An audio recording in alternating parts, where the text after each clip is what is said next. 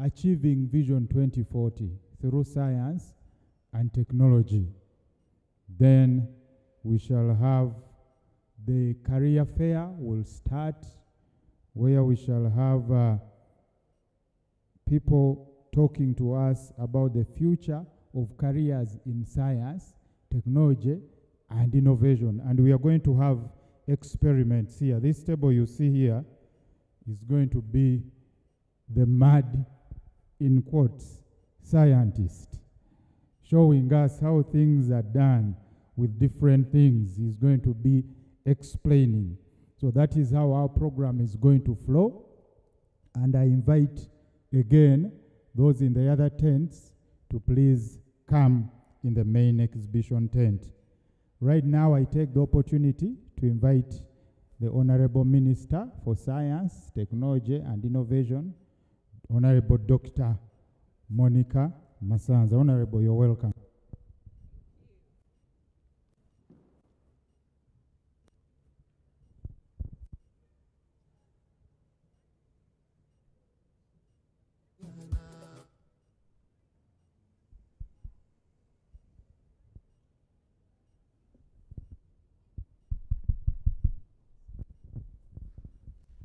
Good morning.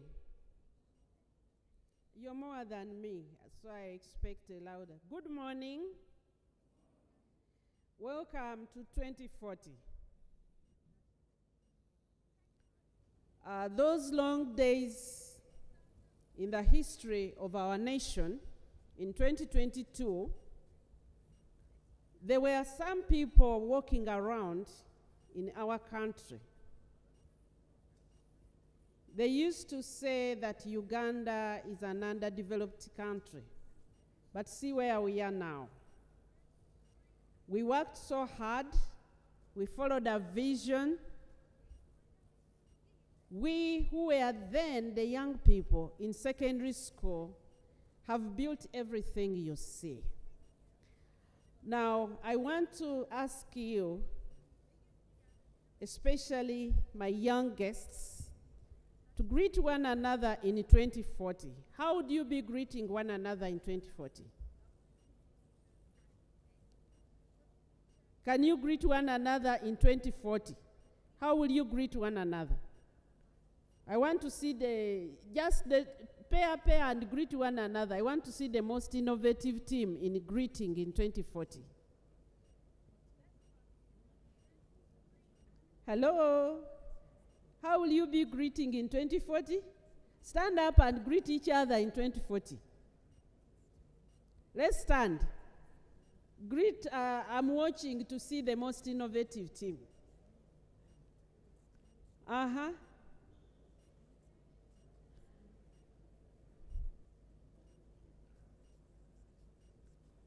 Now, I want the reason for the choice of your greeting. Do you have a microphone? Why did you choose to greet one another like that? What is there in 2040 that you are greeting like that? Do you have a mobile microphone? Yes? Who wants to tell us? There is somebody there. Why are you greeting one another like that? Morning. I greeted him by saying, how far, bro? Because in 2040, each of us will be in each project you are running. So I was asking which project he will be, how far he will be going with his project. Let's give him a good hand clap. He will be talking about projects. Any other group? Any other? Why did you choose the nature of greeting? What is in 2040 that you see why you're greeting one another like that? Cosmas, behind you. Behind you. For me, I decided to greet my friends using this notebook simulation of a tablet, because I know by 2040 everyone will be able to afford a gadget like this and use it to do a lot of things, including greeting itself. Great. Any more who wants to share what they see in 2040? I see a hand over here.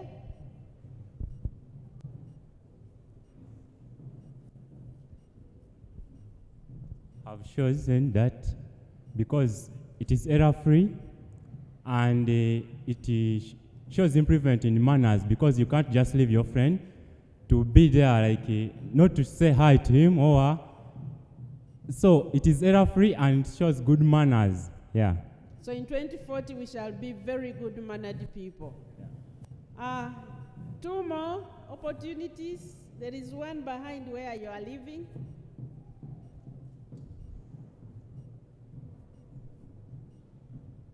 Well, I didn't greet my friend because I don't know what's gonna happen in 2040, and yeah, I don't know. The future is somewhat complicated, so I don't know if it could be stranded by global warming or something like that. But then, yeah.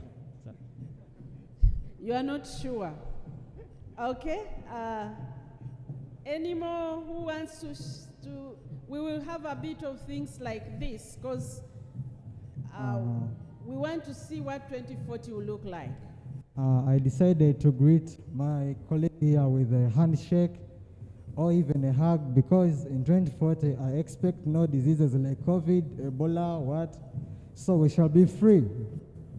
Yeah, that's it. Okay, thank you. No ladies, come on. I haven't had a female voice. What will be the appropriate greeting in 2040 according to you?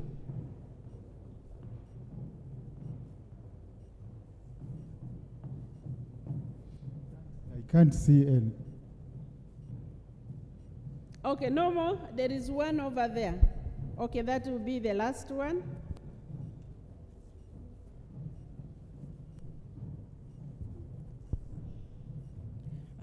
I greeted my friend by saying what's up, because I know in 2040 the science technology would have risen high compared to what we are seeing right now. So by 2040 we'll be having a lot of technology, so we shall use our phones, laptops, and whatsoever gadgets for saying hi to our friends.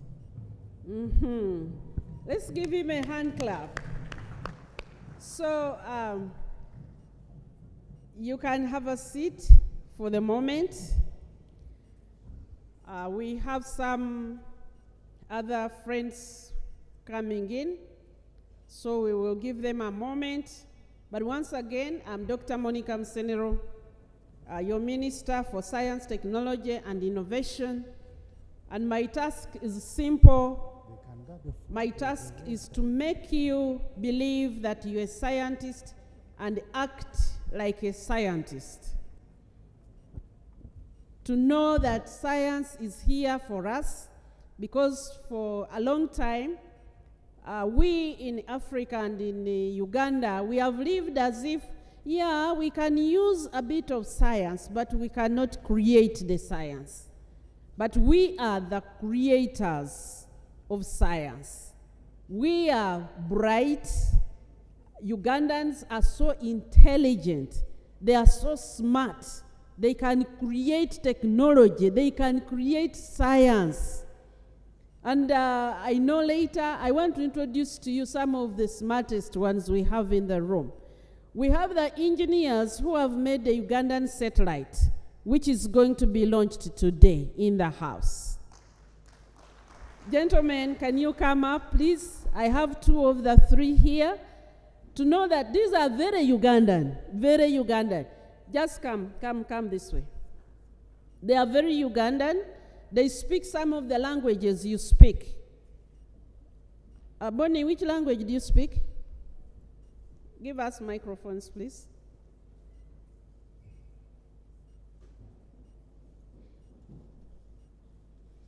So when you are students, especially since a lot of my audience this morning, they are students, you sometimes think, for us, we are just here studying hard chemistry and physics just to pass UNEP. We are never going to use it. For me, I stopped mathematics in senior 2. Hey, you are smart. And you are a future creator. So I know they will have time to talk to you. But these are some of the smartest people. I hope we know what a satellite is. But we should, Abraham, you're going back with the microphone. Okay, they will use those. Okay, can you speak in your local language so that these people know that you are Ugandan? Just speak the language you speak, just a little, so that people know that you are Ugandan. You have Ugandan blood, and so they are scientists, they can create, we can bring high-level technology, and we sell it to the rest of the world. Yes? Amorundushu, Nyeo Maraboni. Is that, which language is that? Apoyo Matek. Nice to meet you all. Apoyo Matek is which language? Which one? We don't know. It's Luo. Can you greet? Mudireje Mlonga, amazina Edgar Mjuni, nashemerwa kubareba mwene. Okay, thank you. So I just wanted them to speak to you because sometimes we think that these big things are only created by people who are from everywhere. These were students like you. They went to the same schools like you, but now they have made Uganda proud. They have produced a satellite which is going to be launched today.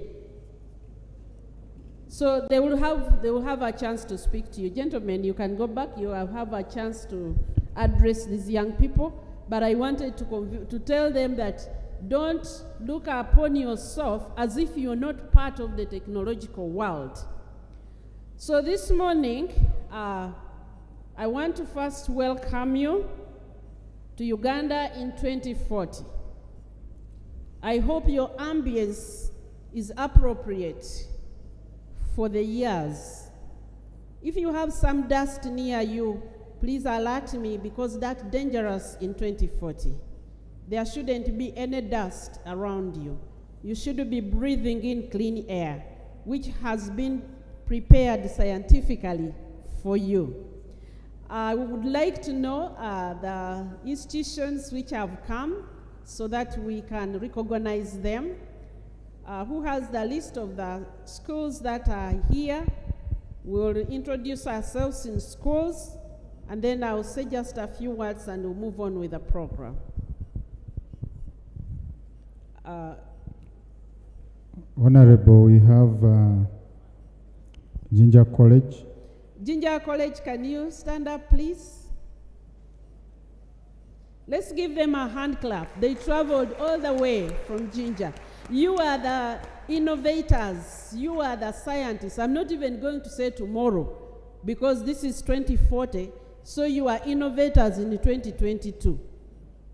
You are the ones that we are looking up. Thank you for making it and coming here. Yes.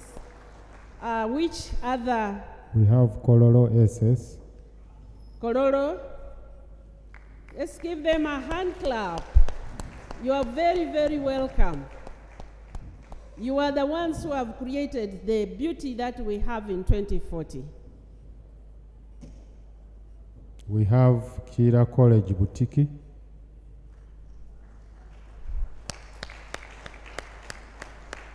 Welcome, welcome, welcome.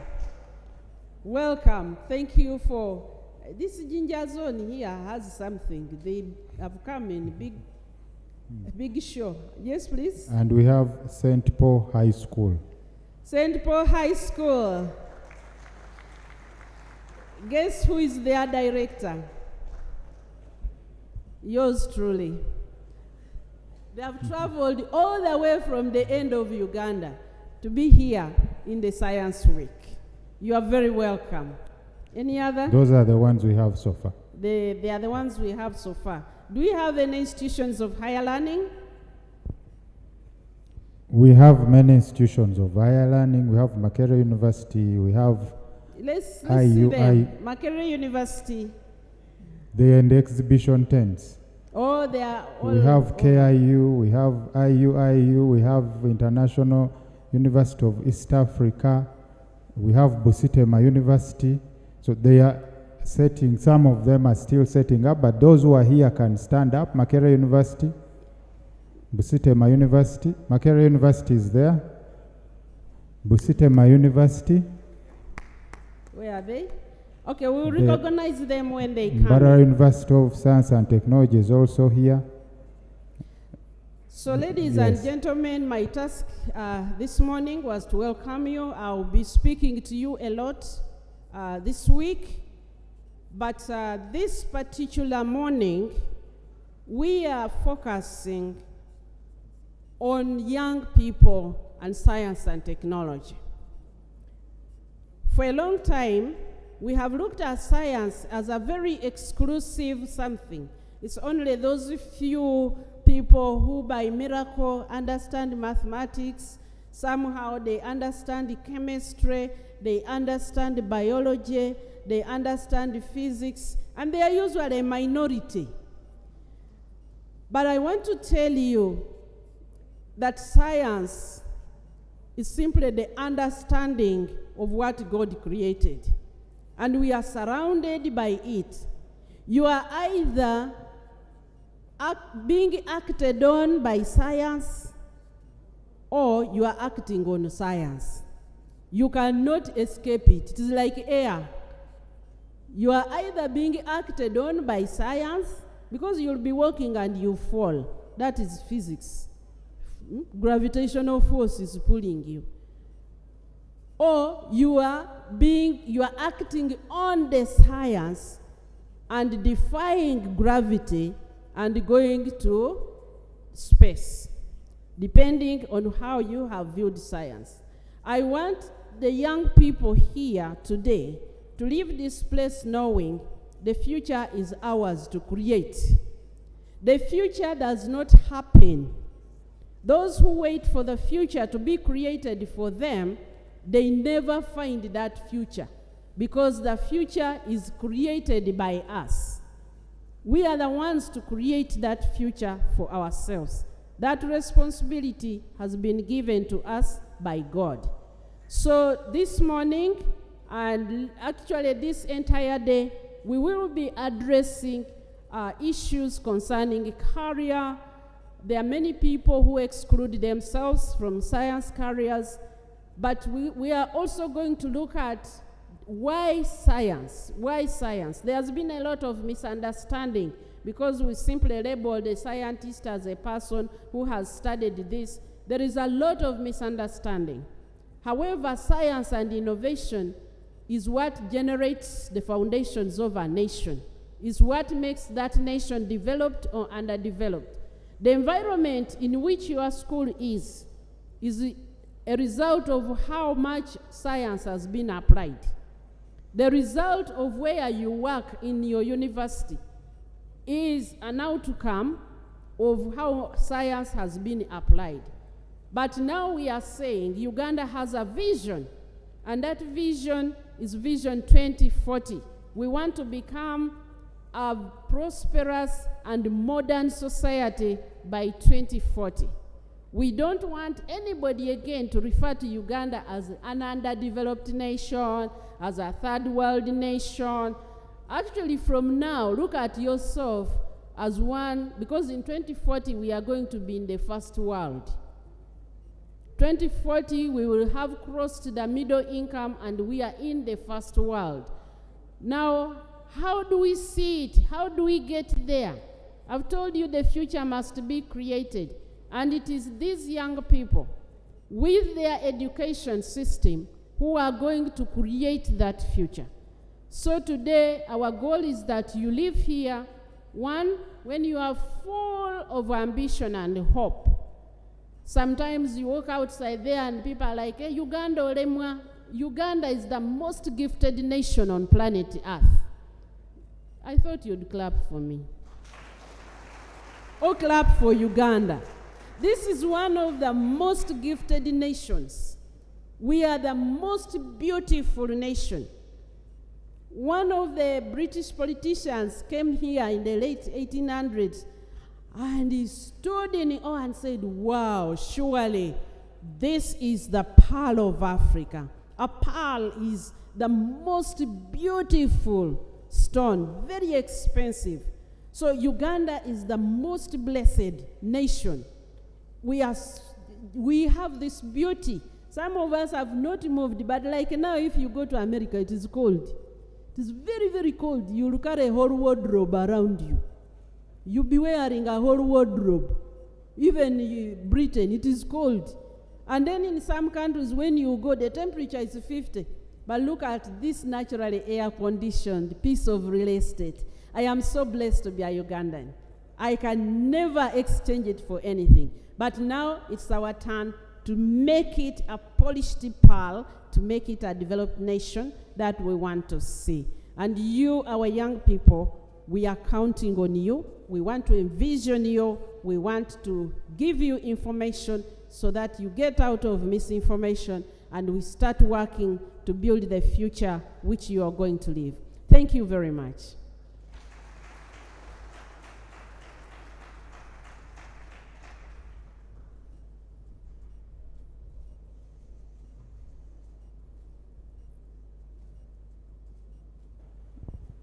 Thank you, Honorable Minister, for those welcome remarks.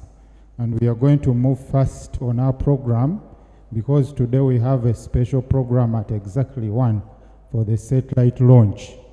It was not part of the program today, but it is something we can't miss, and it is going to be live in this space. So I'm going to take this opportunity to invite people who are going to tell us about achieving Vision 2040 in their spaces.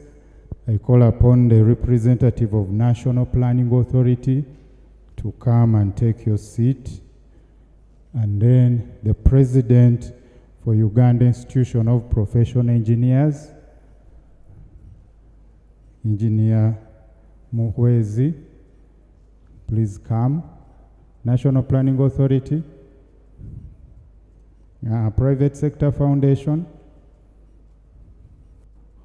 Okay, so we are going to have a quick discussion on how we can achieve science and technology in their spaces and in their respective jurisdictions.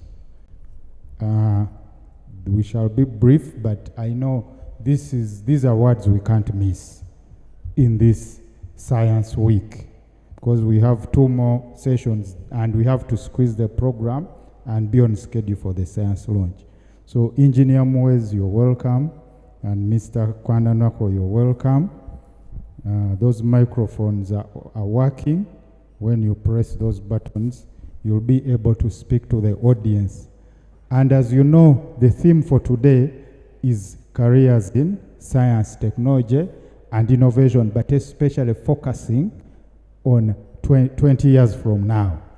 And you see, our focus for today is that generation, which we believe is starting right now to change that future and make it better when they are standing in these places and also seated in those spaces where you're seated. So I will start with the National Planning Authority. You are the brains of the country. So in as far as attaining Vision 2040 is concerned, where are we, but more so what plans are we having in moving towards achieving the desired goal, aspiration of Vision 2040? We are talking about $12,000 per year per person, about 40 million shillings per year minimum. So where are we? And also in using STI, what is the plan? You can start by introducing yourself so that these people can know you.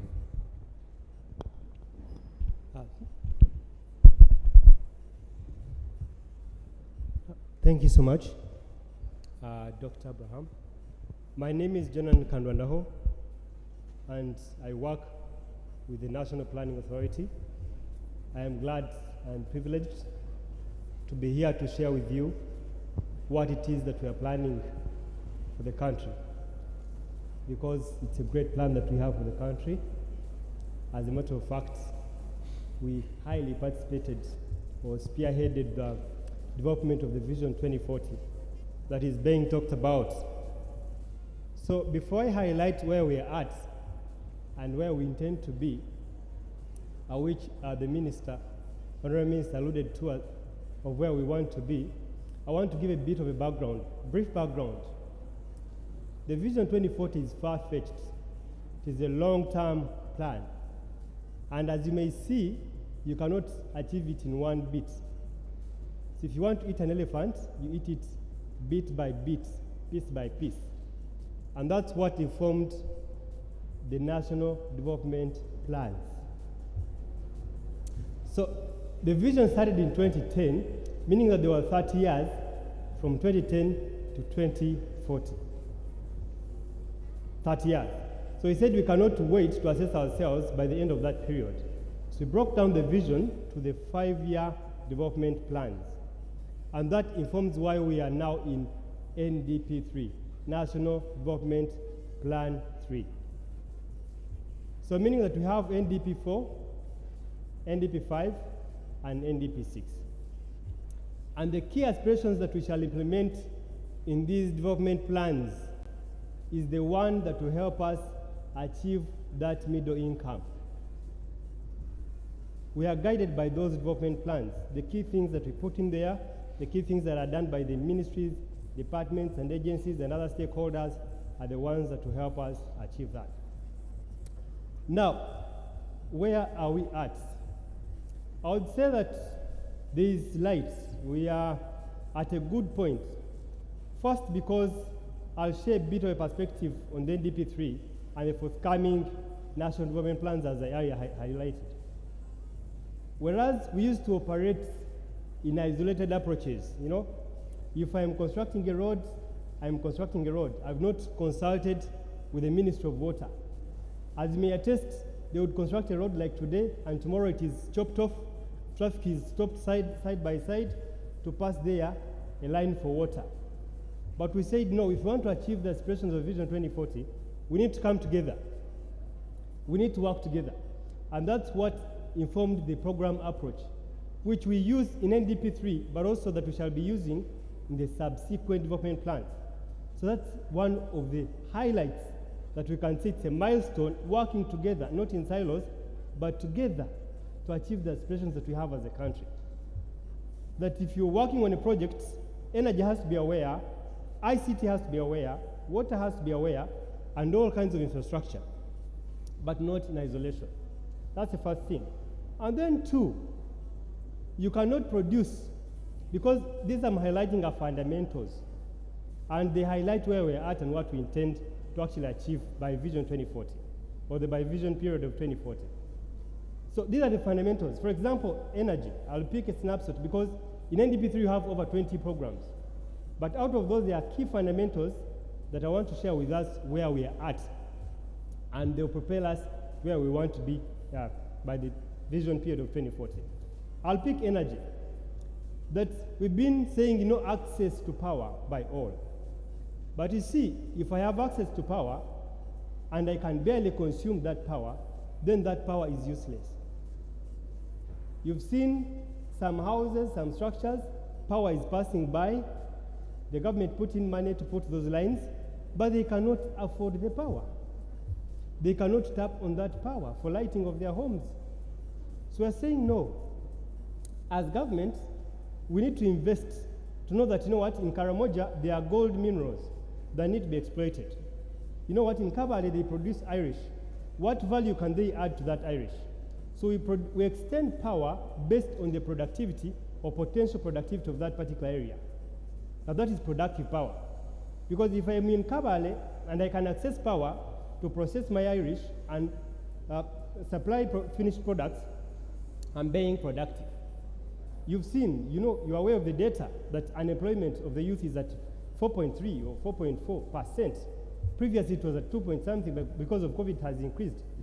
If you have to curb such challenges, we have to do such activities, productive activities. Because in processing that Irish, in processing those minerals, I am contributing to the economy. I'm paying taxes, I'm paying salaries, and I'm contributing to development. So we are saying in extending power, we have to be focused on the productivity of the area before power gets to that area. So it should evoke us by the potential of that area to extend the power, rather than the approach we've been using. If I talk of the road networks, there are some areas that can only be switched on, that can only be tapped on if the road networks are clear. I'll give an example. We have depots of crude in the Alberton Graben, but before the roads were there was no development at all. And that's what evoked the oil roads. Now, if you go to Hoima, the Alberton Graben, you can see a lot of activity, a lot of productive activities. Why? Because the oil roads were constructed. So in a nutshell, we are looking at how we can unlock our economy by focusing on the fundamentals, developing them so that people can be productive, so that society can be productive. And then we can ably achieve the aspirations of the Vision 2040. Thank you. So you're saying we are the main focus right now as we go to Vision 2040 is value addition. Absolutely. Based on regional productivity and quick growth areas, program-based approach where we are working as a team. Absolutely. And then you're highlighting that when we put this productive infrastructure in place, it unlocks the exploitation of resources. Yes. Thank you very much. As the mad scientists, please don't sit down. I need you to be ready. You bring back your setup. So, and Engineer Mwezi, you are the head of the engineering fraternity in the country.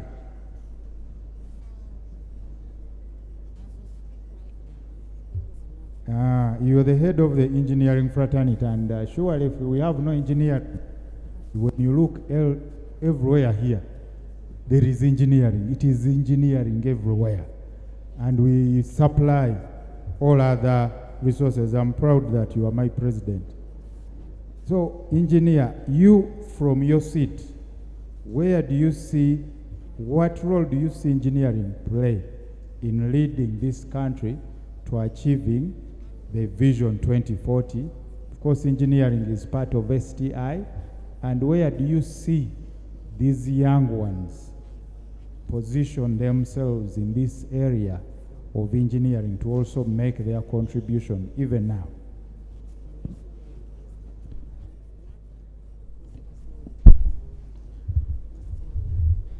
Thank you very much, Dr. Abraham. Honorable Minister and all protocol observed. I'm Engineer Andrew Mwezi. I'm the President of Uganda Institution of Professional Engineers. And I'm happy to be representing the voice of engineers on this platform. Our belief is that Vision 2040 is achievable, but there is some hard work to do. When you look at the National Development Plan, Phase 3, out of the 18 development programs, 12 programs will be strongly influenced by engineering. Be it digital transformation, be it infrastructure, be it innovation, 12 programs. And therefore, there are some enhancers which we need to focus on as a country. For example, you know that most of the development chain now at the front line is led by the private sector. And the private sector is results driven. But you must have also heard that the private sector, and indeed the employment value chain, is complaining about the quality of graduates being churned out. So we are saying, what should we do as a country? In other words, what they are saying is that the skills are not good enough. Because the employers pay for skills. They don't just pay for papers. They pay for skills. And we are saying, where are skills developed? If you look at the value chain of engineering education, of course, you need good universities, but the universities must have very good laboratories.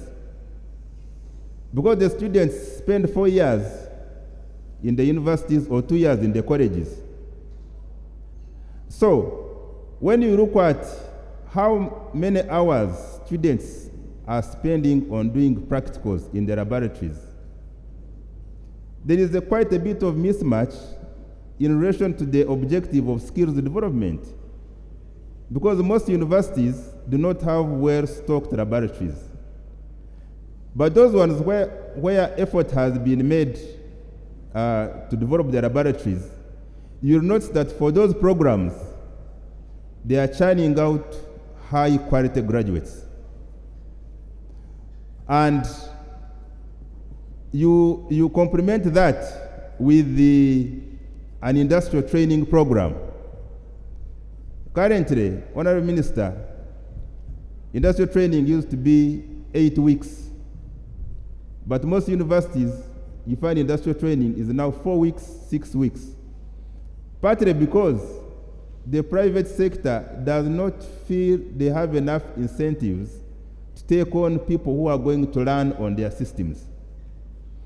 And this is an aspect where government could ably come in, play a moderating role, that every private sector organization should be able to absorb a number of industrial training graduates on an annual basis. Now, this is going to contribute to the value chain of skill development. So you have good laboratories in universities and colleges, then you have exposure to the world of work through industrial training. And then, once these graduates finish, you now have this transition. And at the Uganda Institution of Professional Engineers, how are we dealing with the transition? We are dealing with the transition through a graduate training program, an internship kind of, where after university, those who cannot get jobs immediately, we provide them with expert supervision using our membership, but we again need cooperation from the private sector and MDAs, that they are able to take on these graduates for at least a year to enable them improve on the competitiveness of the skills they have. Now, once we deal with the aspect of skills from that angle, then as a country, we also have to ensure that standards are appreciated in our whole production value chain. Competitiveness across borders in terms of products made locally can only be realized if we have high quality goods and services. Yes, we have, of course, agencies like UNBS developing good standards, and we've been participating as a professional body. But we are saying, in as far as local manufacturing is concerned, how are standards being appreciated and implemented? So in terms of transfer of the aspirations of Vision 2040 at community level, we must also have a strong component of appreciation of standards, even if it requires that we have translation of some of these standards in local languages. We have a student who has been working with Uganda Institution of Professional Engineers to develop an app for translation. They call it language speech synthesis, where you are able to cause interpretation of, for instance, a speech written in in English into Luganda. I think we need to have this kind of approach so that standards are understood by even the ordinary man, who actually at the forefront of the manufacturing value chain. And then, lastly, we must have a whole country approach. Now government is emphasizing the aspect of whole government approach. but we must also have a whole country approach. For instance, you must have heard that there is extensive vandalism of public infrastructure. Power lines are being vandalized. Water infrastructure is being vandalized. By who? This infrastructure are being vandalized by ourselves as Ugandans. Now, I know within NDP3, there is a program for mindset change at community level. I would advocate that this mindset change does not only look at how people can move from the can move into the money economy, but also look at the soft issues. As we have development of public infrastructure, we must also have awareness creation among citizenry of how public infrastructure should be safeguarded. But also, I would advocate that the government should balance the budget allocation between development of new infrastructure and also maintenance of new infrastructure. And we are trying to develop the National Engineering Index as Uganda Institution of Professional Engineers, where we think that some of the policies can be better fine-tuned to focus more on the some of the low-hanging fruits that can be picked to achieve Vision 2040. Thank you.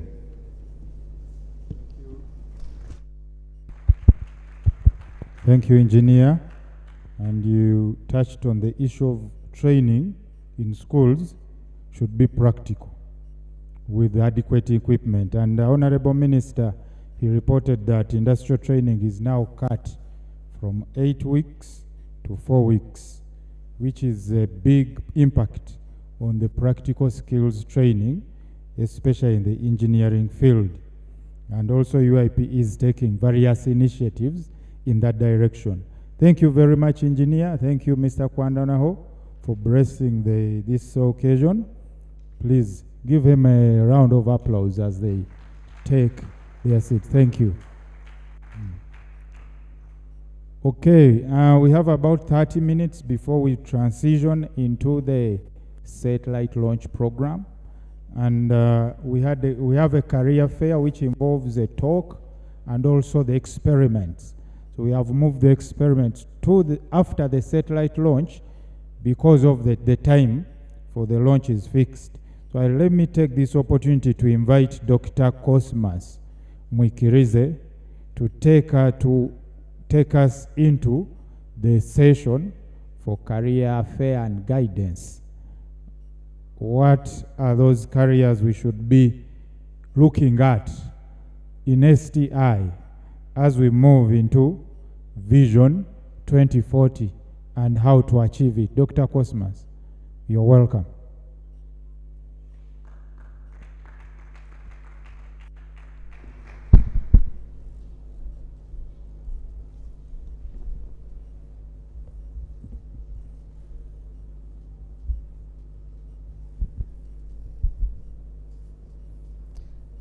Honorable Minister and our dear guests, we're going to talk about work and careers. Now, to most people, work is about earning a livelihood. It gives them a sense of purpose. And throughout history, without doubt, the nature of work and careers has changed. From our ancestors who used to hunt and gather to the turn of the 20th century, when we start talking about automation in factories and on the farm. And today, when we talk about the digital revolution, where machines, computers, if you may, are commonplace everywhere: medicine, agriculture, education, entertainment, the creative industry, name it.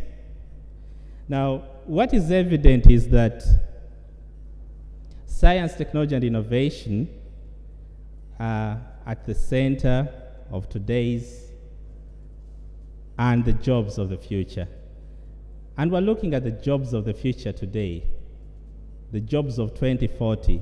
How are they going to look like? To some, work equates to where Wi-Fi is now. In fact, you could go as far as saying the internet is a basic need. The gig economy is with us. But of course, to some, artificial intelligence, machine learning appear to be a threat. Now, what does all this mean for Uganda? Which jobs or careers are going to be with us in 2040? Which jobs do we have today that are at a threat? How ready are we, and how best can we prepare? Now, to discuss this and much more, that's the future of careers in science, technology, and innovation. I have esteemed panelists that I'm going to call. I'll introduce them one by one and request them to come on the stage. I'll start with Professor Sunday Stevens Tikodri Togboa, an eminent engineer, academician, and politician. Yes, he's currently the board chairman of Chira Motors Corporation. He has previously served as the State Minister for Higher Education and Technology in the Cabinet of Uganda, and he has also been the Deputy Vice Chancellor of Makerere University and the board chair of Uganda Electricity Generation Company Limited. 13 years. Professor, you're most welcome. Among many portfolios, he has done it all. Solomon King Benge needs no introduction. He's passionate about education, design, business, and technology. He is the founder of Fundibots. When you talk about robotics and electronics, you can't afford not to talk about him. Solomon, you're most welcome. Solomon has won many awards, including the 2014 Echoing Green Fellowship, the Ashoka Fellowship, and he was also selected as the African Visionary Fellow by the Segal Family Foundation. Reginald Tumusime. Now, Reginald is an investment management professional. He's the founder of Capital Survey, founder and CEO, I must say. And Capital Survey is a Ugandan investment management and advisory company. And previously, he has served at a Standard Chartered Bank, both here and throughout the region. Reginald, you're most welcome. I'm expecting one more panelist, Dr. Doreen Agaba. Are you with us? Yes. Dr. Doreen. Dr. Doreen leads our Aeronautics and Space Bureau at the Science, Technology, and Innovation Secretariat, Office of the President.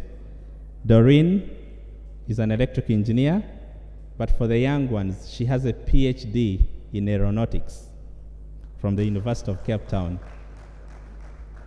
And she's enthusiastic about advancing space science and its applications for socio-economic development.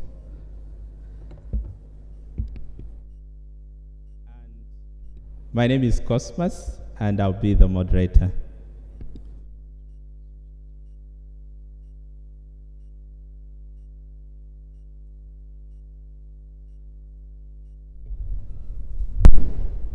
Okay, so let's get this started with you, Professor. In this first session, I'll give each of you 3 to 4 minutes to dwell on your experience and project that onto the jobs that we expect in 2040. So, Professor, you've been in academia. How ready are we?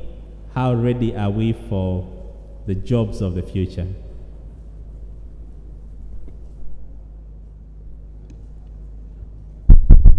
Thank you, Honorable Minister.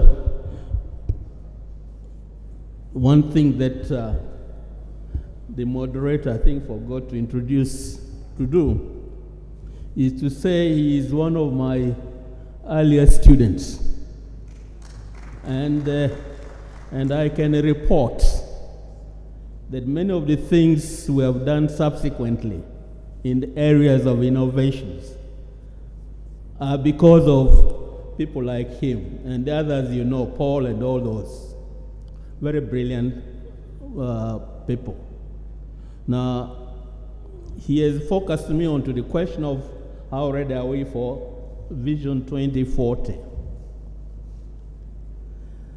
I don't know whether I should be honest. If I were to answer that as an exam question, I don't think we are quite ready. But we must do something in that regard. Vision 2040 requires that each one of us in our operations should be putting out some value, adding value, producing products that we can monetize, improve our lives, and so on. Our problem, in my view, and they said I was a politician. I was a politician for about 1.5 years, primarily because the theme of science innovations had to be talked about in cabinet. And it's for that reason now that I was brought on board into the cabinet and therefore became a politician by that virtue.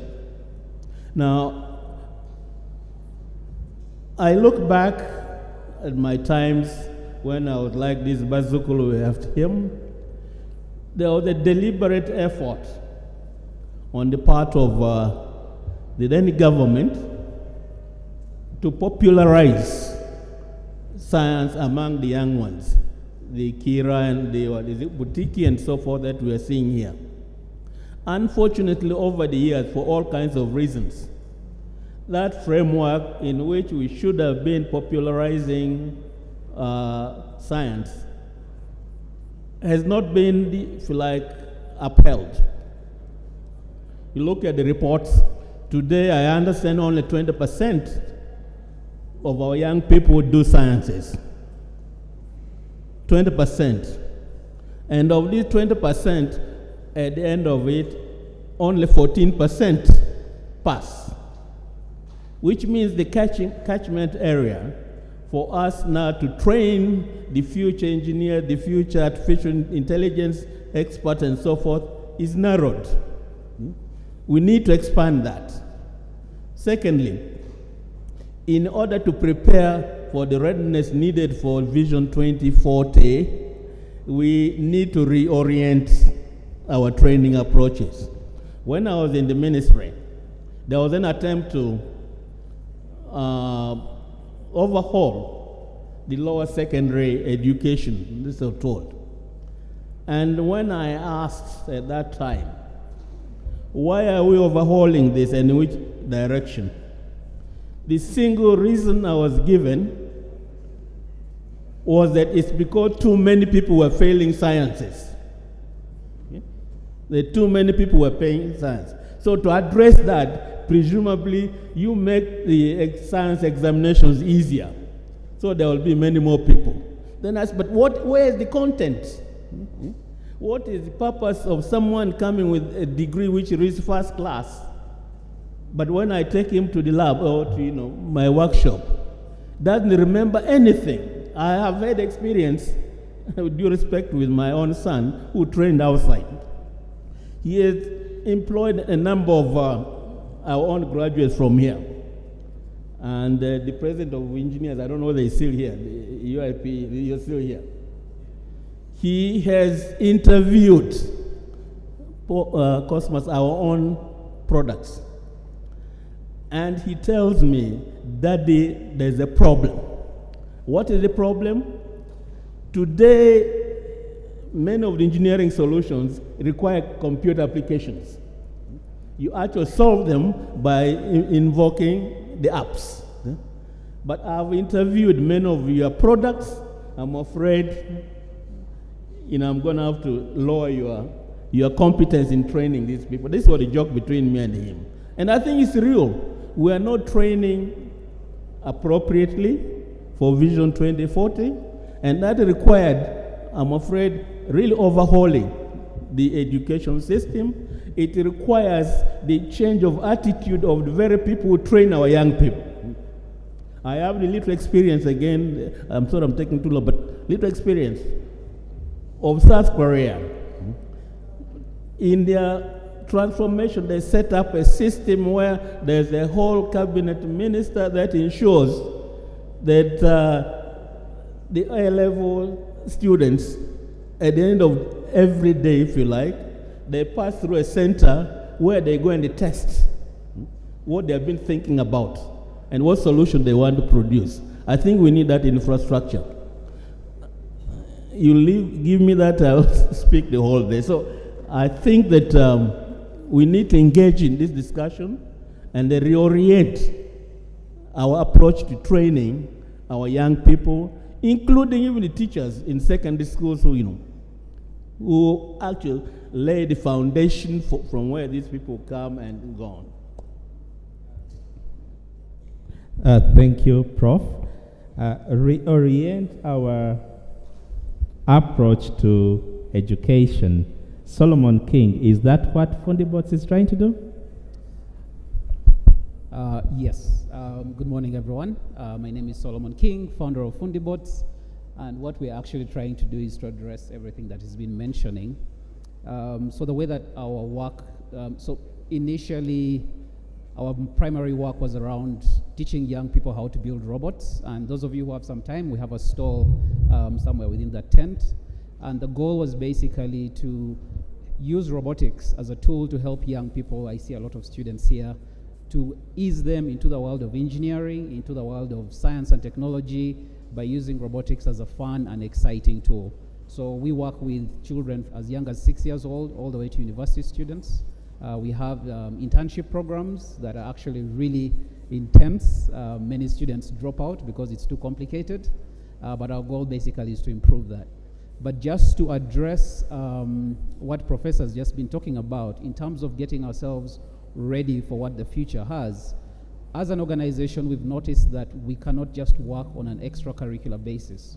We can't just say, let's help students outside of a school environment. There are fundamental intrinsic challenges within the education system itself, and the majority of that for science subjects lies at the intersection of practicality and applicability. So the science that you're studying in your classrooms, can you actually apply it in the real world, right? And so we developed a series of tools that basically are embedded within the science curriculum. Right now it's being piloted in 33 schools across Uganda. This year alone we've used it with more than 5,600 students, and we've seen a significant change in performance. Some schools have actually seen a 93% change in performance in science subjects. And the goal behind everything that we're trying to do, we like to say, is that we are creating future fundis. So those of you who understand Swahili, fundi is a word that means an artisan, a mechanic, someone who uses their hands. For most of us, we look down on them because we're like, we don't want to be plumbers and all those things. But the reality is that the world relies on people like that to keep moving. So our fundis are the innovators of today and the innovators of tomorrow. We're preparing them for the work that's coming. As most of you have observed, the job industry is extremely demanding now. It's expecting very high standards from the students that we have in schools, and the academic institutions are not meeting those standards very well. Some are trying, but most of them are struggling. And so our entire goal is, how do we create the next generation of Africa's fundis, which is, who are the innovators who are going to be solving the challenges we have today in industries like agriculture, energy, education, healthcare, where the innovation is coming from. And you can't do that by boosting it from an extracurricular angle. You need to go deep into the curriculum and figure out how to improve the learning. If I'm not mistaken, I think we are in one of the schools in Eastern Uganda that the Honorable Minister is a director for. And so we are seeing really good results. But what we are also looking at is, how can we prepare them for today but also what does the future look like? So all these technologies that are becoming mainstream now are going to be really important in the future. So things like blockchain, robotics, Internet of Things, digital solutions, remote work, etc. And so Fundibots is essentially trying to accelerate that learning process. So far, we've worked with more than 20,000 students. This year alone, we've trained 10,000 students, but our total is about 20,000 students. And we're trying to answer the questions that are flying around in spaces like this, but practically. Yeah. What's your target for 2040? Our target for 2040 is still a work in progress. Our target for 2030 is 1 million African students. 1 million? 1 million, yes. Phenomenal. Thank you. Reginald, you're from the financial services sector. Some people think science and technology are delineated from financial services. Far from it. So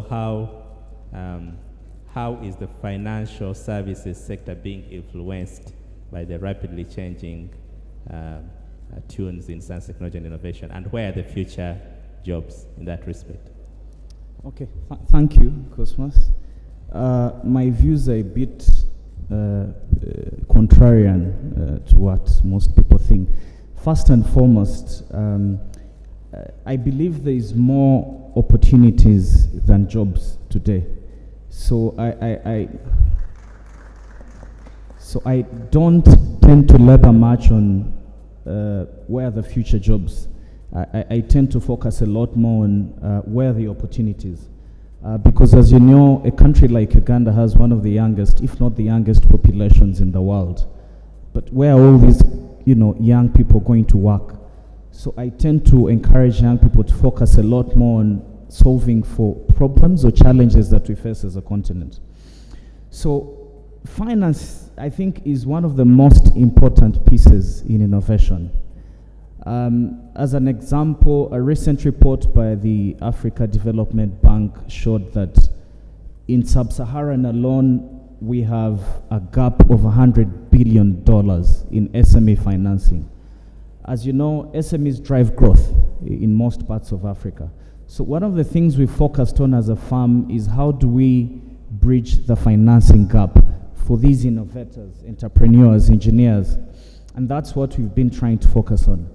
And so how are we positioned as a market to take care of such opportunities? Recently, we launched a digital lending platform with Swiss partners called Monitex. And what we are trying to achieve is to bridge a gap between where the money is coming from. As you know, most parts of Europe, before the inflation came in, were a negative interest rate environment. To put it in simple terms, consumers or customers in Europe were paying to deposit money in a bank. Okay, so that was the case. And so we created a program where we're able to tap into those resources to this market and support SMEs with different lending products. Today, we also launched an impact program, a couple of months ago, called the Blockchain Innovation Program. As a finance firm, we see blockchain as the biggest disintermediator as we go along the next decade. And so we launched a program, and the mandate of the Blockchain Innovation Program is to train young people on how to code on the blockchain. And the protocol we use today is the BSV blockchain. And why is that important? We believe that, like Professor said and the rest of the speakers, we live in a skill-based economy. So it's no longer about the degree, it's what are you able to innovate. And so, blockchain to us is a very big disintermediation or disintermediate of the future. And so we've invested resources really as an impact program. We've partnered with other impact investors. And the idea is to train these people and give them access to opportunities and not jobs. And so we believe that innovation is very, very important. And so we encourage like-minded partners to work with us. But to answer your question, there are opportunities around payments. It's very expensive to move money around the world today. The opportunities around branchless banking, The grandfather of branchless banking is mobile money, and we saw how that disrupted a lot of how we knew things. 3, there are so many opportunities in the blockchain space, because in some blockchain protocols it costs a hundredth or even a 10,000th of a cent to move money. And so imagine what that will do for the future. We've seen also opportunities across different markets to do with central bank digital currencies, and I like that our central bank is beginning to have such interesting discussions. So a lot of the opportunities are geared towards payments and financing in our view. Thank you. Thank you, Reginald. Doreen, no better time for this question since we're launching our satellite today. So when we talk about Uganda's aerospace industry, some naysayers say, why don't you fix the potholes first? Perhaps not knowing that we can fix potholes with a satellite, better with a satellite. So where are the opportunities, to borrow from Reginald, where are the opportunities in aerospace engineering? Thank you.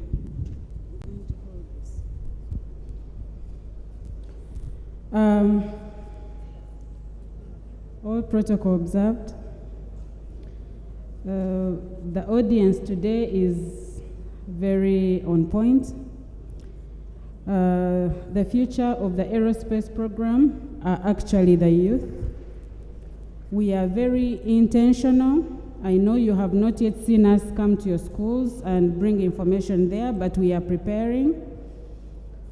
And I present today the opportunities that lie in the aerospace industry.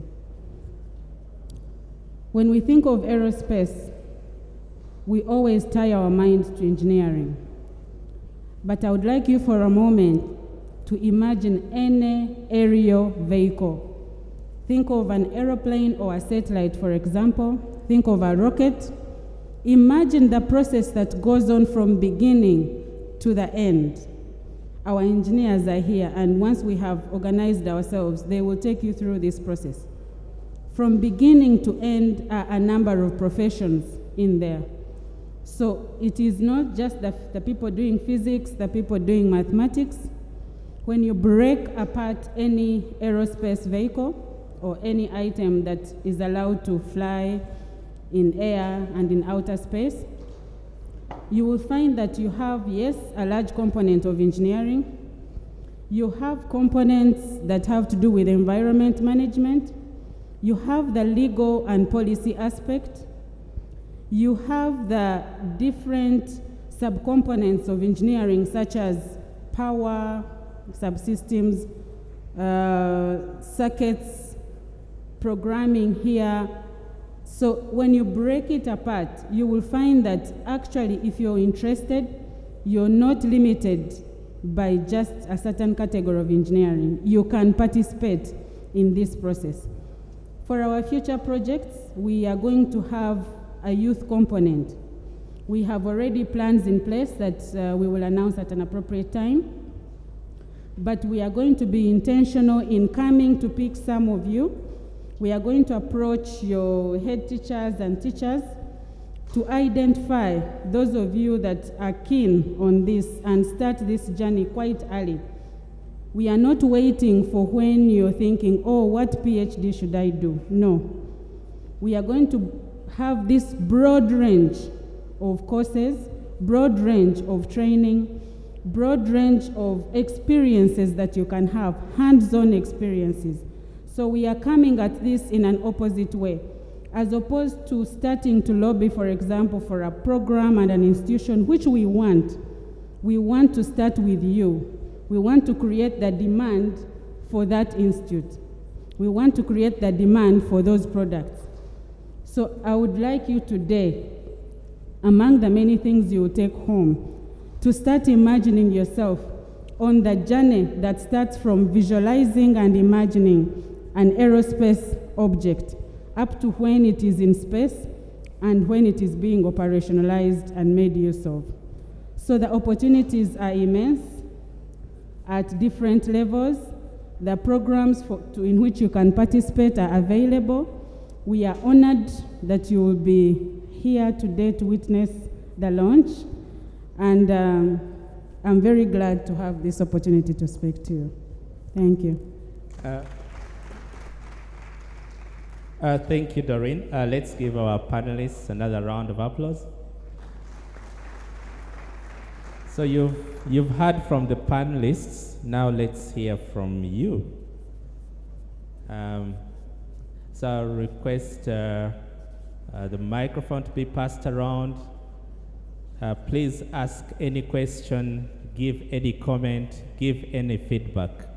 It may or may not be related to what they have mentioned in their submissions. Over to you. We can take 5 questions at a time. We have about 30 minutes, so we'll ensure that we use it optimally.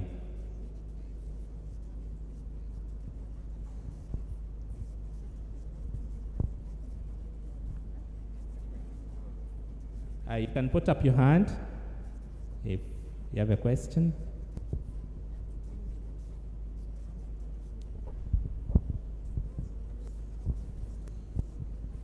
I'll request someone to help me move the microphone. Yes. Okay, the Minister of Science and Technology and Innovations. My name is Dr. Hashim Ibrahim Bisala. I'm the Director of Research and Innovation of KIU. I'm so glad and happy to be invited, to attend to this particular very important exhibition. And in fact, this particular exhibition has already given us an opportunity, as an academics, to be able to showcase and be able to understand where Uganda will be in 2040. In KIU, we have already have our research and innovation strategy that is, centered towards the 4 very important innovation documents. For example, we have the Ugandan 2040, the National Development Plans. We also have the Ugandan National Science and Technology and Engineering, system, and then the African Union Agenda of 2023. So I would like to, thank these organizers for, exposing us and also exposing the young students into the innovations and then the where Uganda will be in 2040. Thank you very much.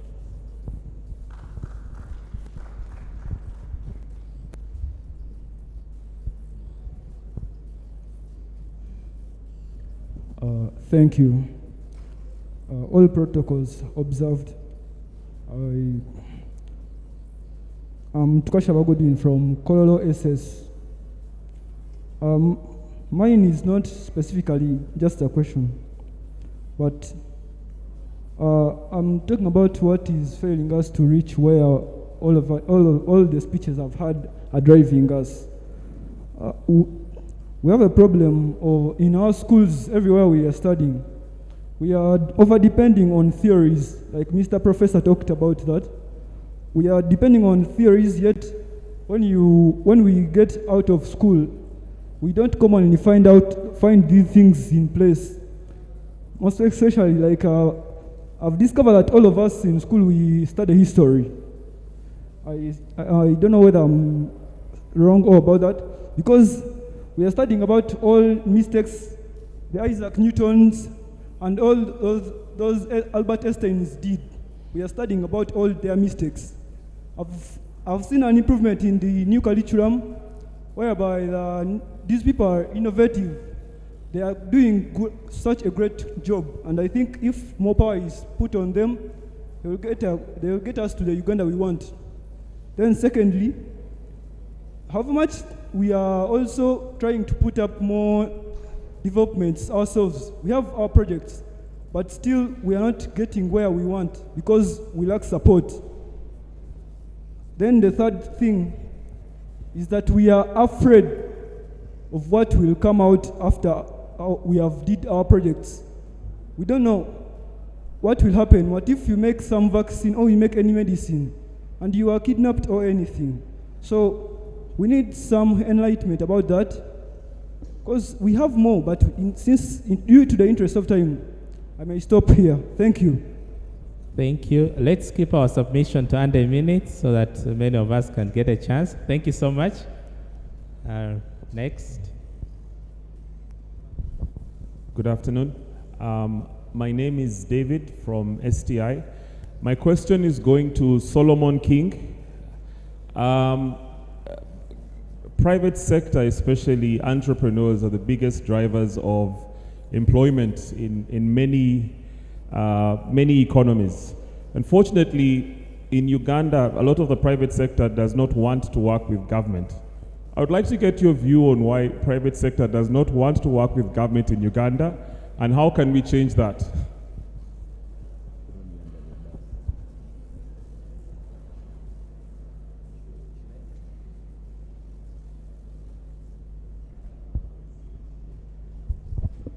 All protocols observed. Good afternoon, everyone. My name is Ahimbisiwe Paul from Kira College Butiki, and I'm Einstein's great-great-grandson in law.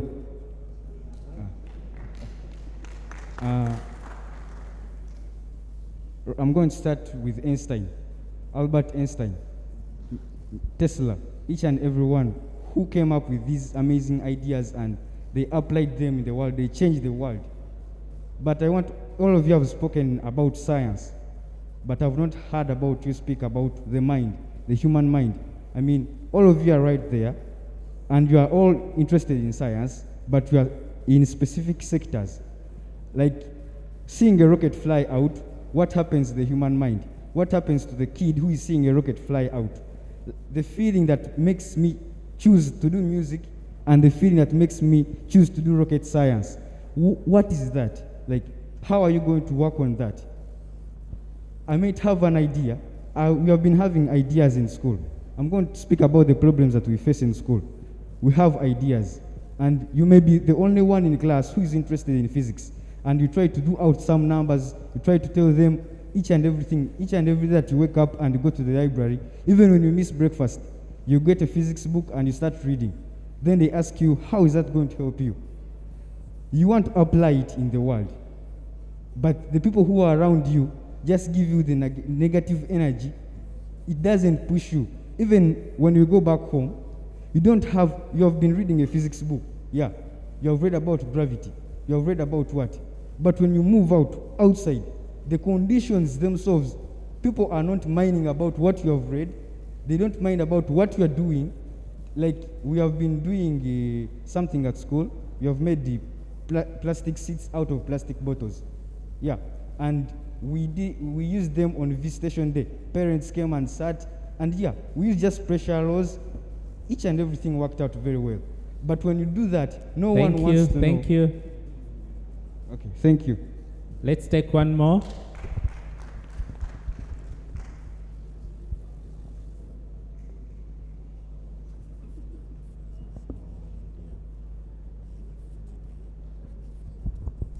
Thank you very much. I think, young man, you have put the problem on us elders, because it's true that all these young people have brilliant ideas. And in fact, I'm an educator. My name is Ismail Simba Jagenda, the rector, IUIU. I'm an educator, and in education they say that all children are curious, but the curiosity is killed in schools. So I think the key is for us, our schools, kindergarten, primary, secondary, to start from when the students come to our school with a lot of curiosity. How can we build that curiosity? And once we do that, because that's what the world does. Whenever they see a talent, they develop it instead of suppressing it. Sometimes it is we parents who suppress our kids and say, you know, I failed math. Math is a bad subject. And, you know, the child also starts hating math.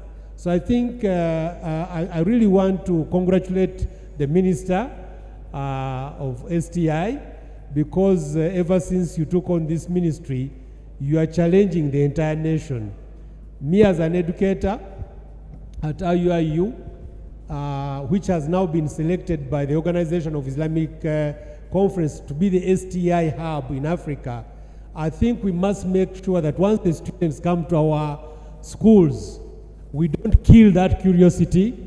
And even if it's only one student who is interested in physics, we must take on, and if the school does not have a good science lab, we transfer them to another school that has a good physics lab instead of us suppressing their curiosity. Thank you so much. Thank you very much. Let us first respond to this round of questions, and we'll get back to you. So quickly, 1 minute, because we want to optimize our time. Let me start with Solomon King. Why doesn't the private sector want to work with government? David, we shall have a discussion about this later. So one, private sector is driven by profit, it's driven by accountability, it's driven by impact.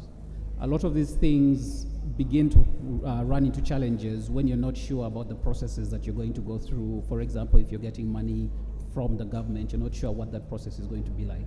So for many of us, we are thinking, what is the best possible use, what is the largest amount of impact that we can have for the money that we are getting? Another thing we are driven by is KPIs. We are accountable for a certain set of resources, and we have to make sure that we are performing at our best capacity. Unfortunately, the government is sort of more lax about things like KPIs. And so for us, when it becomes about, what does your accountability look like? What do your profit margins look like? What does your impact look like? You take into consideration a lot of the challenges and roadblocks that you meet along the way, and it becomes easier to just try and figure things out on your own. As individual entrepreneurs, we thrive on innovation, whereas many times the government is actually trying to put roadblocks towards that innovation. So sometimes the challenge with working with the government itself is the speed of response of the government and the ability to account for all the resources that you receive.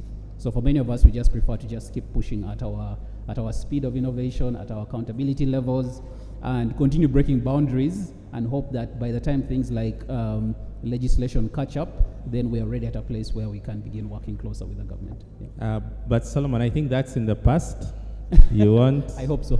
I promise you, government now works, and you won't find any laxity in science, technology, and innovation. All right, I hope so. So be assured. Our honorable minister has given you her assurance. Prof, Professor Jagenda there said that our students come to school when they have all this enthusiasm, but then it gets dampened when they're in our institutions. How can we alleviate that? Thank you.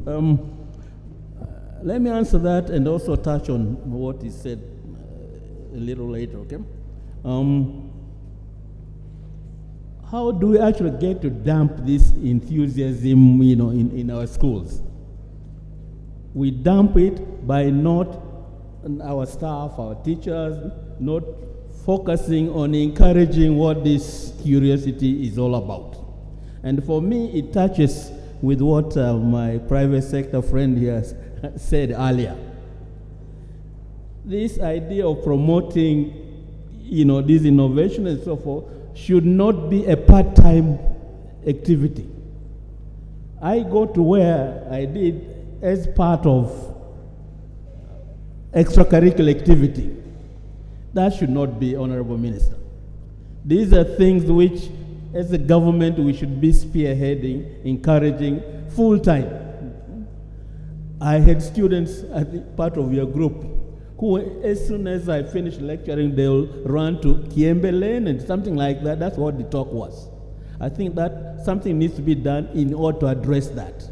That instead of these kids going to focus on perhaps making ends meet, I think we need a deliberate program that occupies the minds of these young people, so that whatever free time they have, they're actually focusing and see, how can I bring a new thing into the world? That way, this will not be part-time by this professor here, by that professor, but it will be a program that churns out products that grows the enthusiasm in these young people, and I think that way will sustain it. At the moment, whatever comes out is more of a part-time engagement, extracurricular engagement. I think we need to do something about that in order to streamline it. then why doesn't the private sector work with the government? Was that the question? I think there are two issues here. That the private sector is after profit is all over the world, wherever there's capitalism. Okay? So that cannot be the excuse. I think the excuse must be that they don't see how their involvement will enhance their output. And to me, that is where I think we need to, again, focus. Okay? How do we get the private sector to realize that if they supported this innovation and came out with new products out there, then 2-3 years down the road, they'll be benefiting from this and so on. I had an engagement with a colleague in the auto sector who declared before me and the Honorable Minister of Finance that he as a private sector guy cannot work with the government. Then I asked, but what about private-public partnership? Is not working with the government? No? So there's something else. Maybe the size of the private sector we have. Okay? Up there, the magnitude is good. They have this extra money that they can invest in these things. It will take 2-3 years to have outcome. So I don't know whether the size of our private sector is what is suppressing this. Thank you, Professor. The professor from KIU, thank you for appreciating. We are partners in making science, technology, and innovation work. There was a question from one of our young ones from Kololo SS about teaching the history of physics. You remember modern physics? Modern physics wasn't actually modern. I don't know if it's still taught the same way. So Doreen, how can we teach better?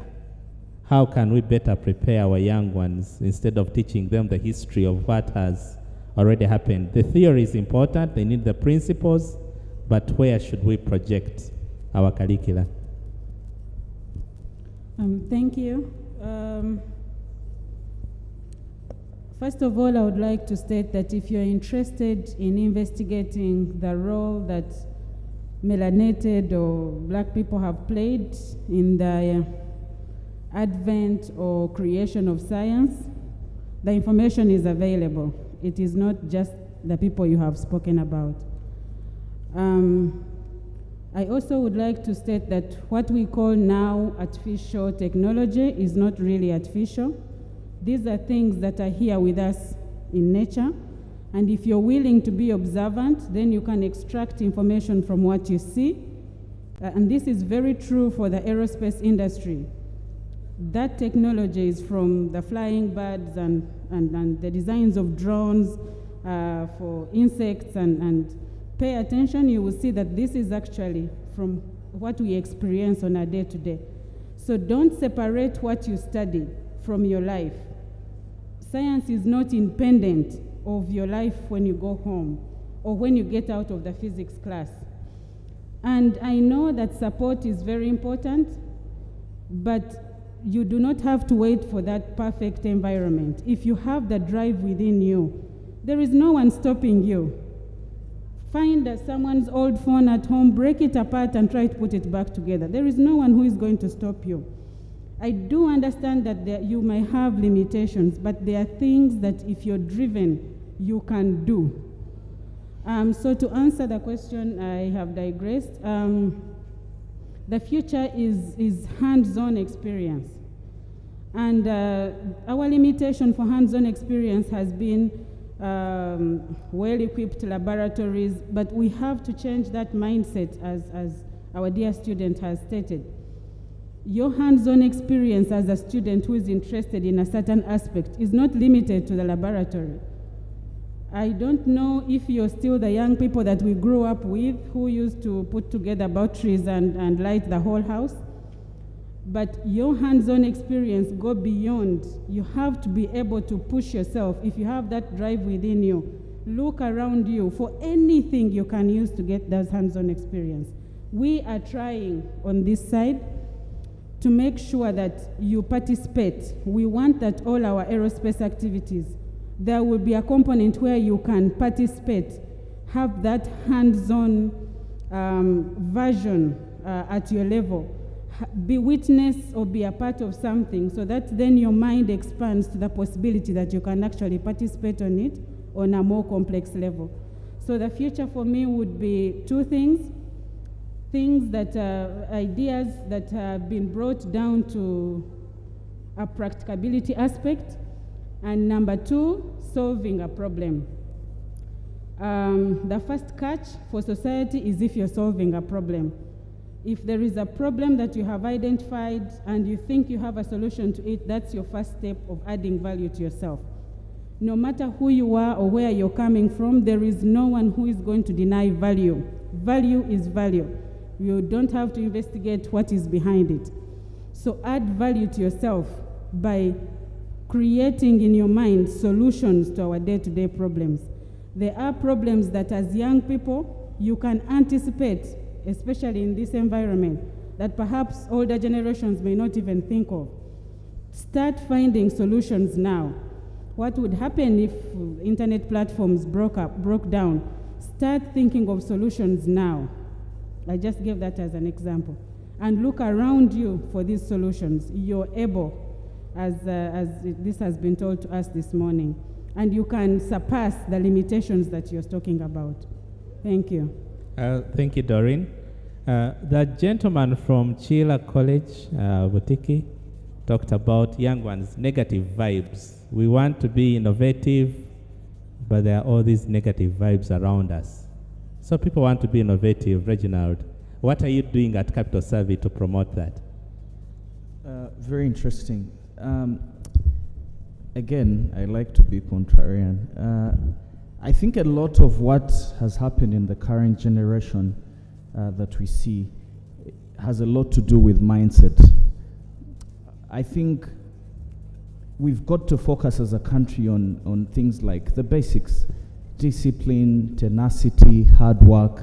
I think those are values beyond what you're exposed to in school that go a long way in achieving a lot. And so the vibe that the young man talked about, I think, like she said, go an extra mile. There are so many resources around us that can keep us as focused, as enthusiastic as it can be. But to answer your question on innovation, we are a finance firm, and so what we decided to do as an impact program is to start the blockchain innovation program. Like I said earlier, we believe that that's one of the biggest technologies to watch out for, I think, in the current generation. And so what we've done is to create that as an impact program. We've partnered with the BSV blockchain in Switzerland. We've also partnered with the Block Dojo in London. And a lot of what we're trying to do is to impart relevant skills to help young people learn how to develop different applications on the blockchain. And the different partners that we have, as an example in the dojo, is at the end of the 10 weeks, we are going to pick the best entrepreneur out of the cohort with the best idea, and they'll do another 12 weeks in London, and they'll be able to get access to financing for their projects. So that's what we're doing within our mandate. And also in the future, we intend to create a fund, a VC fund focused on blockchain innovation, to support young entrepreneurs with access to seed funding and money to take their projects to the next level. Thank you. I know we have broached an interesting conversation, but our time is limited. We'll have time for 2 more questions. Then I'll invite a comment from Honorary Minister about what STI is doing to promote innovation in our ecosystem. I think Kololo SS was saying they have ideas, but they don't know how to take them forward. And then I'll have parting shots from our panelists. So 2 questions, preferably from, we want to balance genders. We haven't had a question from any female. There is no female raising their hand. 2 questions, please. Okay. Thank you very much. All protocols observed. Mine is just a simple request. Like I have 2 requests. Since it is a science week, usually when students are graduating in all universities around the country, science students, we make very good projects. We do good projects, we present them, pass, get degrees, then join the hustle in the world. But my request is, at least some organizations or the government can join university during the presentation of those projects and look out those students with very good projects, then they support their dreams, they push them to what they are doing to make it a great achievement for the nation. Students have made very wonderful and amazing projects, and now they are dying in the cupboards of different universities in the nation. Then secondly, it is about the curriculum of Uganda. You know, science changes very much. Today you study something, tomorrow, mostly like electrical engineering. You can be using some circuit today, tomorrow it changes. So you find like students of 2022, they are studying things which were there in 2010, yet things have changed completely. When you go to employment world, everything is different. So I would request the government and anyone who can support so that we can make our curriculum flexible to change with the changes of this world. Thank you. Thank you. Our last question. Yeah, that young man.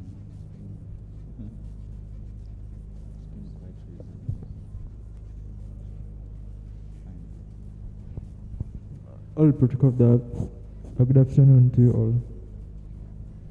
Mine is a concern about aerospace engineering. You may realize that there is no university in Uganda that offers that course. And so how will we be able to nurture the skills if we can't access the university? Because according to what I know, the universities which offer aerospace engineering are in the actually Europe and USA. So I was asking, maybe how will the government help us to access such courses? Thank you. Thank you very much. Honorary Minister.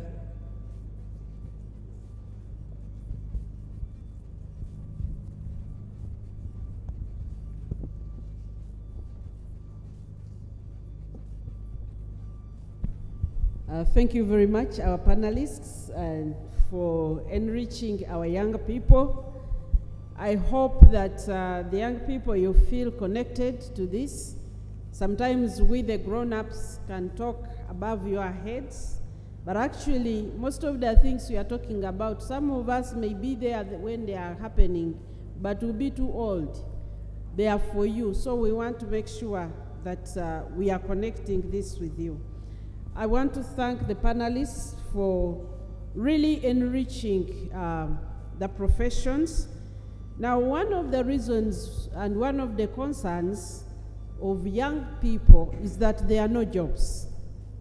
Why are there no jobs? Because they are not there. No one has created them. Jobs don't just happen. Jobs have to be created.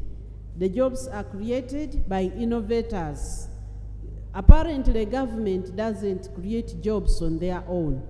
Government creates an environment which enables innovators and private sector to create jobs. Now, innovators move with their science and their technology. And yes, science changes. Today's science, tomorrow might be disproved. So science is going to change. But we must have a flexibility in our thinking. Now, things like changing our curriculum are very big things which take a long time. However, as schools, there is something you can do about this. And especially universities. For you, I just come, you know the way I've been coming, we quarrel. Because your curriculum is in your hands. Why is it so rigid that you cannot move the curriculum along with technology? Part of what we are suffering from are the effects of the education system as we received it, where the education system was kind of designed for particular careers. The education system was designed right from P1. What are you going to be? I am going to be a teacher. What are you going to be? I'm going to be a doctor.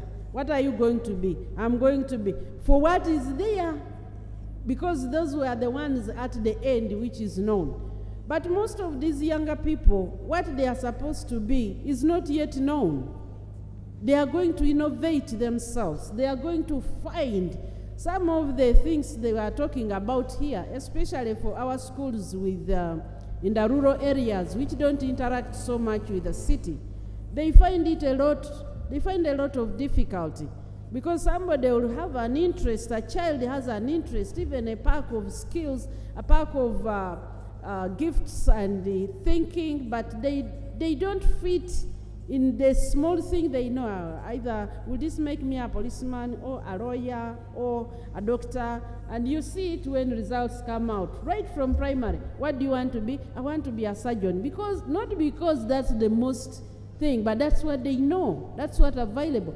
I want us to lift the ceiling of what people can become. Let us leave them. Let's give them literacy. Let's create a learning environment. These young people can create their own professions. They were talking here about blockchain. Blockchain, I'm sure some people don't, and some of our students don't even know blockchain. This is something new technology, one of the industrial value chain. We don't even have courses in this country yet in the universities training these people. But people have already created their own professions. So let us allow our younger people to learn without tying them to fitting a particular thing. And we start this very early. When we are guiding them, the secondary school, to select subjects. If you want to be an engineer, then you must do mathematics and physics and chemistry. Then the child is like, I really can't understand chemistry. Can I do economics in there? And they are trying to figure themselves around this rigid education which we have given them. Let us, but in the school administrators, I want to encourage you, especially with the new curriculum. You can help your children to innovate. Do we have innovation clubs in the schools? Where you can, my friend from, is it Butiki, saying your ideas don't seem to find room anywhere. Can we create the clubs of the crazy ones? We are the crazy ones. We change the world. So we want to celebrate the crazy innovators and give them space and give them room. The second thing I wanted to say is, you, my dear students, there is something we call being proactive.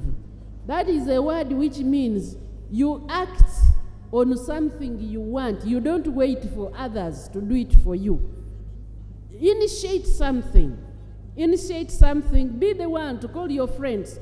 Why don't we come up with a group of us who like to think outside what we are being taught? Still study your books, the ones you're going to pass in your name, but have an innovations club.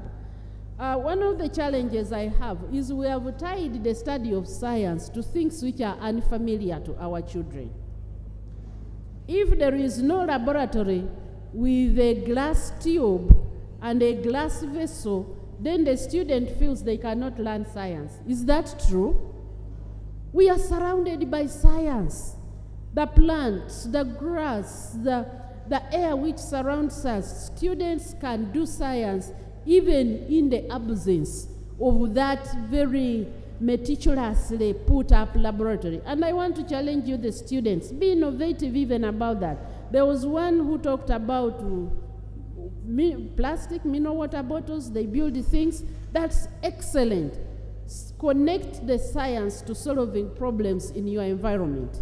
That is the relevant science.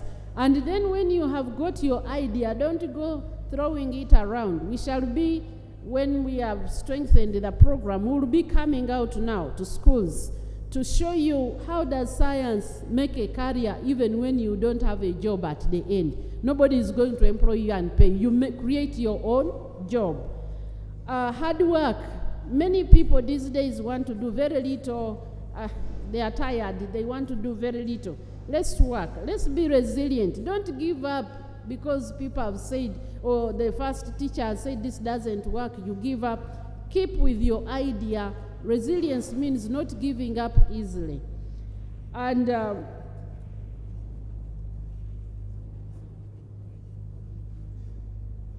we also want to encourage the interaction with us. Now, the current Science, Technology and Innovation Secretariat is young. We are not even 2 years. So we have not yet come out to your schools. But we are going to reach out, especially through the regional universities, to see where we can create platforms where any Ugandan, I usually tell people that I have a dream, and my dream is that every Ugandan will be judged by the content of their ideas and their innovations, not by level of education, not by location in the country, not by religion, not by tribe, not by age. That is one of my dreams, that every Ugandan who has an innovation will be judged and supported based on the quality of their idea. Whether you're a student, whether you're what, that's a dream that I have. And I know that God being our helper, we are going to get it. At the Science Secretariat, we have put there a one-stop center. One-stop center. Whether you understand English or you speak broken English, if you have an innovation, the innovation was never written in English. So if you think in Luganda and your innovation is in Luganda, come, we shall talk about it in Luganda. If you speak Lugbara, we shall find someone who speaks the Lugbara. Yes, we shall look in this nation and find somebody who understands your innovation and will help us. Of course, I'm working with people who went through the other science, but we are coming, and we are here. This is your place. The young people, STI is your ministry. It is your home. And many of you know we have been coming. Yesterday I was promising, and I'm going to be sending scientists to a group of traditional healers in a village. They have given me a report that they have medicine which cures diseases which we don't yet cure. So I'm going to board scientists to go there and talk with them, register their interest, and see how we can help them to make their medicine become big. So students' projects, student innovations, villager innovations, we want to support them. We want Uganda to become the best. We are making Uganda the best. Lastly, I heard that there are no universities offering courses. Let the universities follow the innovators. This is what happens in the rest of the world. The innovators come up with a disruption, then you run after them with putting up a training program. So don't worry. As long as you see how universities respond. Universities, what do universities sell? They sell graduates.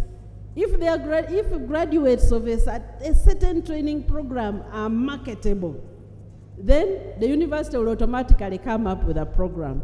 So if we have space science, the universities are going to come up. I've already seen a few of them.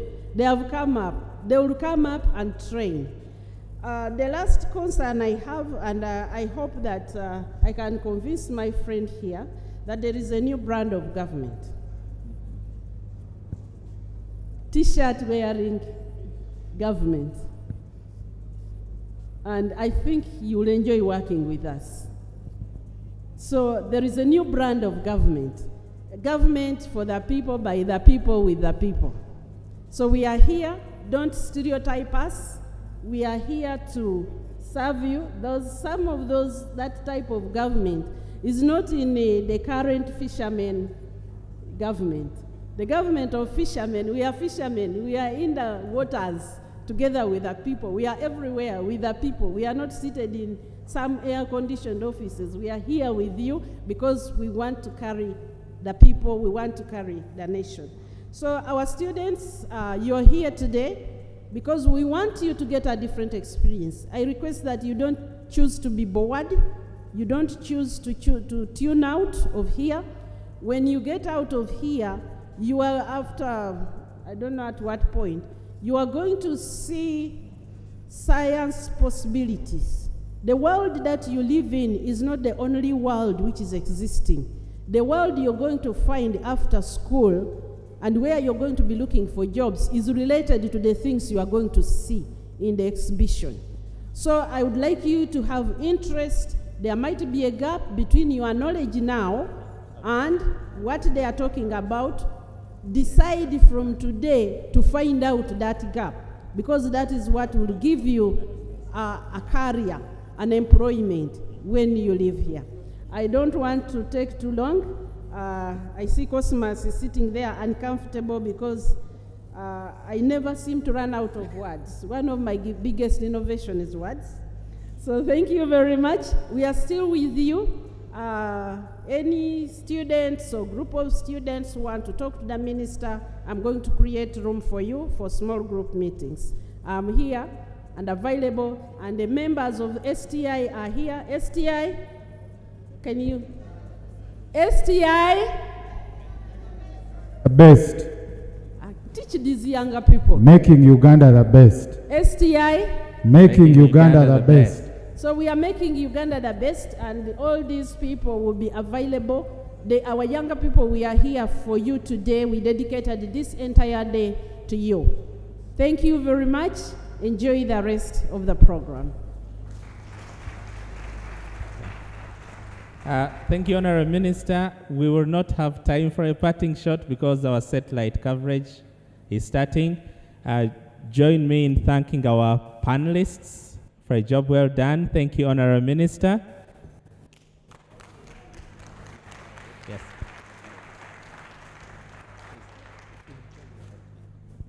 Thank you, Dr. Cosmas. Thank you, the panelists, for the job well done. And I don't know whether the young people have understood well blockchain, things like that. So I request Minister, that. Sorry. As we switch, I request Honorable Minister to take a photo with Okay. So I request that you hang on around a bit. So, no. In front here, when the session is done. So these young people can continue to interact with you and even ask more questions and understand. So we are going, it is time for the launch, and the feed is going to go live anytime. So we are we already on. So let us listen.